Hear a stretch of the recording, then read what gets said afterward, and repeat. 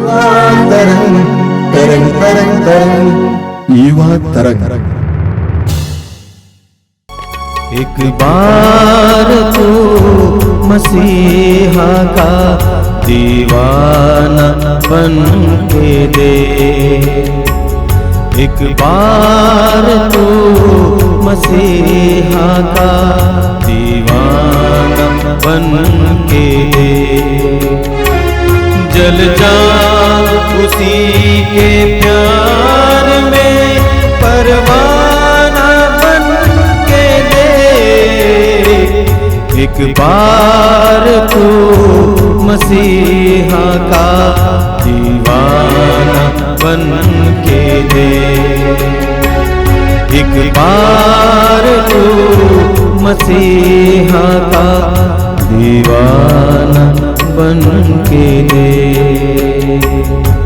गर इश्क देखना है तो सूली पे वार कर, गर इश्क देखना है तो सूली पे वार कर। सच्चाई देखनी है तो फसली पर वार कर, कीलों से छेदे हाथों को नजराना बन के दे, एक बार तो मसीहा का दीवाना बन के दे, एक बार तू मसीहा का दीवाना बन के दे। सभी भाई बहनों को जय यीशु। मैं आप सभी का हार्दिक स्वागत करता हूं इस युवा तरंग कार्यक्रम में, विशेष करके मेरे युवा भाई बहनों को, बेटे बेटियों को धन्यवाद देता हूं कि आप इस कार्यक्रम से जुड़े हुए हैं। जुड़े रहिए, प्रेरणा प्राप्त कीजिए। हम 40सा काल में हैं। ये 40सा काल संसार भर के सभी विश्वासियों के लिए एक महत्वपूर्ण समय है। प्रार्थना के लिए, वचन पढ़ने के लिए, त्याग तपस्या के लिए। और ये 40सा काल हमारे लिए शुद्धिकरण का समय है, आध्यात्मिक सशक्तिकरण का समय है। और मैं सोचता हूं कि आप इस 40सा काल को गंभीरता पूर्वक ले रहे हैं। मैं जानता हूं कि आपको इन दिनों बहुत सारे कार्य करने होते हैं, पढ़ाई करनी होती है, तैयारियां करनी होती हैं। इन सारी तैयारियों, पढ़ाइयों के बावजूद मैं आपसे अनुरोध करूंगा कुछ समय प्रार्थना के लिए निकालना, छोटे मोटे त्याग तपस्या करना। हो सकता है कि आपके जीवन में आपको गंदी गंदी आदतें हैं, फिल्म देखने की आदत, गंदी तस्वीर देखने की आदत, नशीले पदार्थ खाने की आदत छोड़िए। इस समय में, इस पवित्र समय में अपने आप को शुद्ध करने का पूरा प्रयास कीजिए। ध्यानपूर्वक वचन सुनिए। मेरे भाई बहनों, मत्ती की सुसमाचार का अध्याय 4 उसका वाक्य 4 में प्रभु की वचन कहता है कि इंसान सिर्फ रोटी से नहीं बल्कि प्रभु की मुंह से निकलने वाला हर एक शब्द से जीता है। अभी देखो, इसी वचन लूकस के सुसमाचार में भी सेम अध्याय का उसी वाक्य में सेम वचन आता है। ऐसे पूरे बाइबल में 2 किताबों में एक ही अध्याय का संख्या, एक ही वचन का संख्या, ये बहुत ही रेयर होता है। तो आपको मनन करनी बहुत आसान होगा। ये अध्याय 4 वाक्य 4 और वचन कहता है कि इंसान सिर्फ रोटी से नहीं बल्कि प्रभु के मुंह से निकलने वाला हर एक शब्द से जीता है। अभी मेरे भाई बहनों, ये रोज़ा के समय, हम उपवास करने वाला इस समय में इस वचन का बहुत ही ज़्यादा महत्व है। इस वचन हमें हर रोज़ याद दिलाना चाहिए कि सिर्फ खाने से नहीं बल्कि प्रभु की वचन का भी हमें ज़रूरत है जिंदा रहने के लिए। खास करके अनंत जीवन के लिए हमें प्रभु की वचन की सख्त ज़रूरत है। देखो, हम युवक लोग खास करके इस वचन को महत्व देना ज़रूरी है। इस वचन को खास समझना, दिल से जुड़े रखना बहुत ज़्यादा ज़रूरी है। क्यों? देखो, प्रभु यीशु, हम ये दोनों अध्याय में, मत्ती की सुसमाचार के अध्याय 4 में, लूकस की सुसमाचार के अध्याय 4 में हम देखते हैं प्रभु यीशु उपवास किया, वो भी 40 दिन लगातार वो नहीं खाया। खाना छोड़कर वो लगातार मरुभूमि में रहकर वो उपवास किया।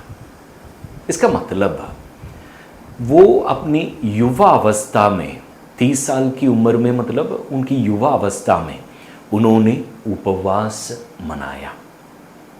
देखो, आप के लिए ये जो प्रभु यीशु ने किया, ये एक बुलावा है कि आप युवा रहकर इसी अवस्था में आप भी उपवास करें, क्योंकि ये ज़रूरी है। अगर यीशु ने इस उम्र में किया तो आपको भी ज़रूरत है। क्यों ये ज़रूरत है? देखो, हम इंसान की शरीर सबसे ज़्यादा भूखा रहता है अपनी युवा अवस्था में। आप किसी भी इंसान को देखिए, चाहे वो मर्द हो औरत हो, सबसे ज़्यादा खाना खाता है इसी उम्र में।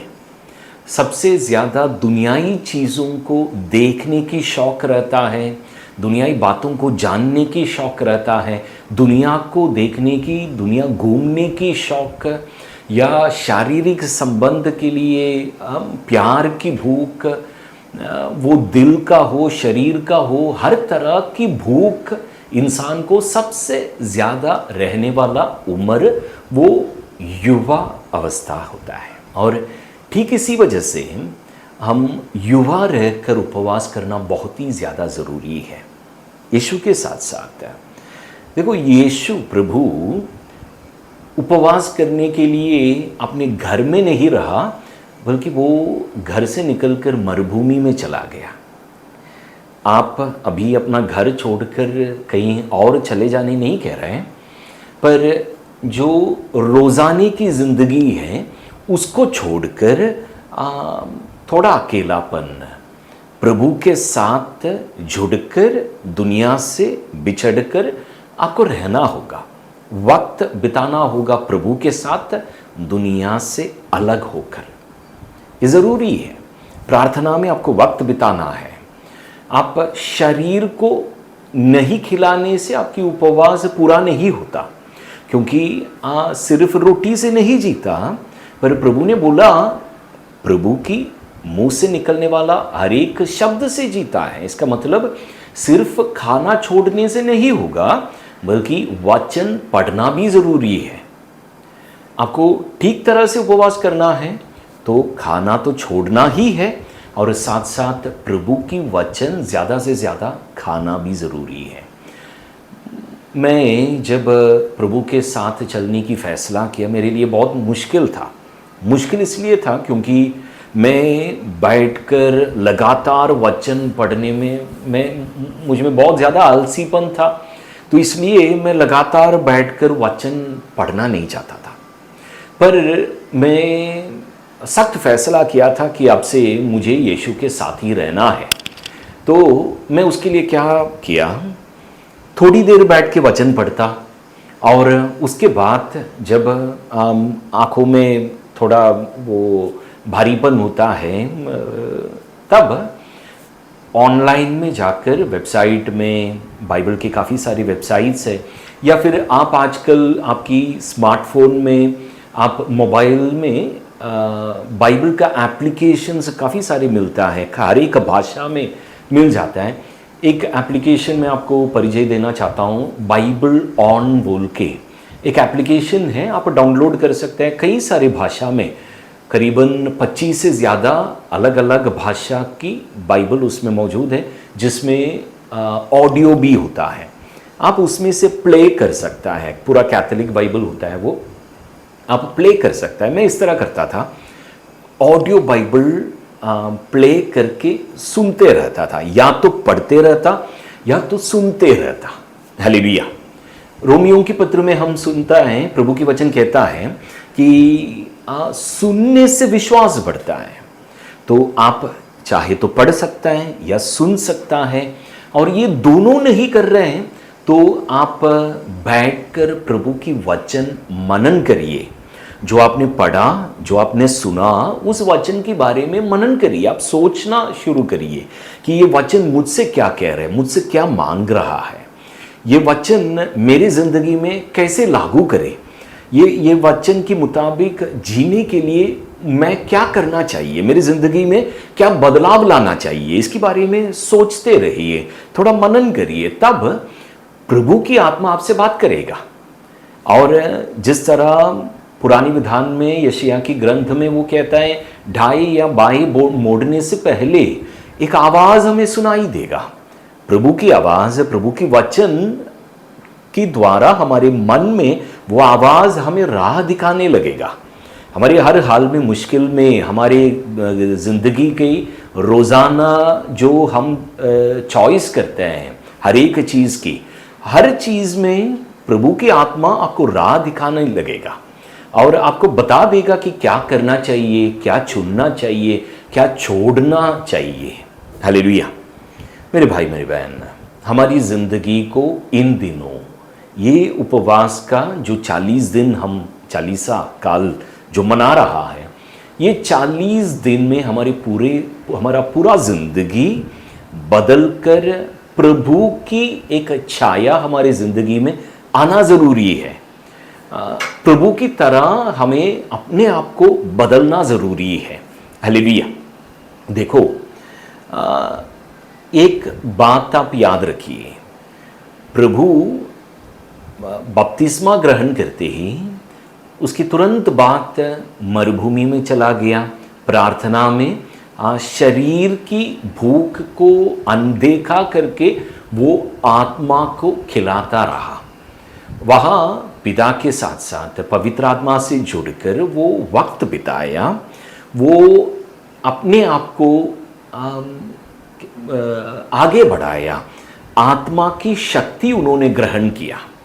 हमारे लिए भी ये उपवास काल, ये चालीसा काल शक्ति ग्रहण करने का समय है।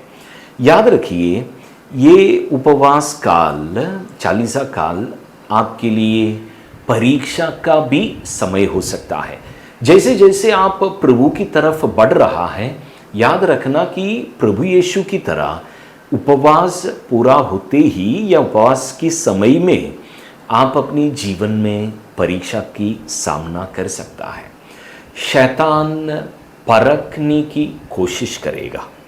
तो इस समय आप कैसे आपकी ज़िंदगी की परीक्षा को पार करेगा, ध्यान रखना।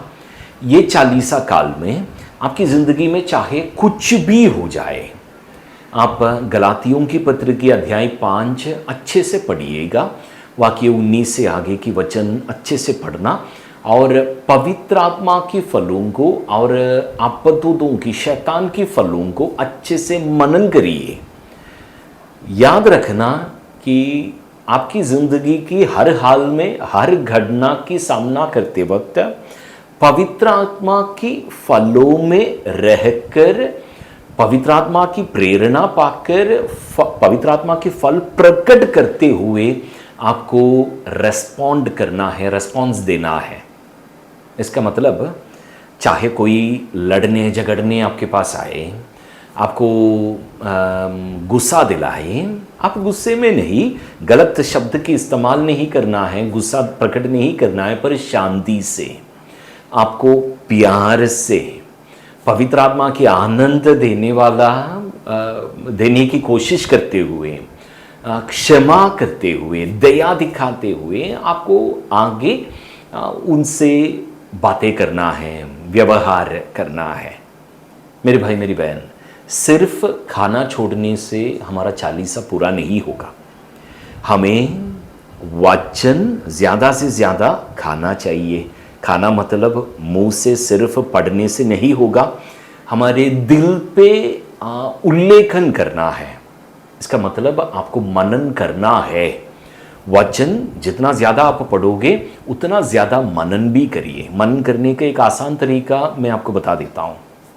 आप जैसे सोने के लिए जाओगे रात को, तो उस समय सोने से पहले कम से कम 5 मिनट वचन को याद करिए। दिन में जो पढ़ा आपने, उसमें से जो खास हिस्सा आप जो पढ़ा, जो आपके दिल को छुआ, उन वचनों को याद करिए और उसके बारे में सोचिए कि प्रभु आपसे क्या कहना चाहता है।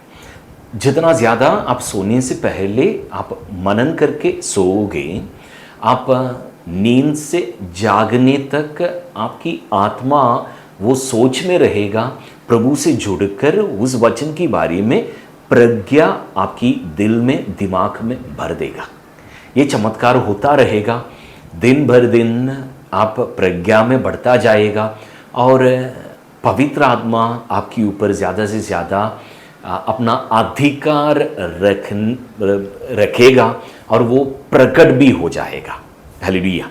मेरे भाई मेरी बहन, ये 40 काल का खास फल उत्पन्न करे, भरपूर फल उत्पन्न करे आपकी ज़िंदगी की हर हालात में, चाहे आपकी काम की जगह, आपके घर में, आपकी रास्ते में, चर्च में, जहाँ कहीं भी आप जाता है, मार्केट में, हर जगह जब आप लोगों से मेल मिलाप करते हैं, जब आप लोगों से मिलते हैं, उस समय आप प्रभु यीशु की वचन की अनुसार पवित्र आत्मा की फलों में जिए और वचन में स्थिर हो जाइए।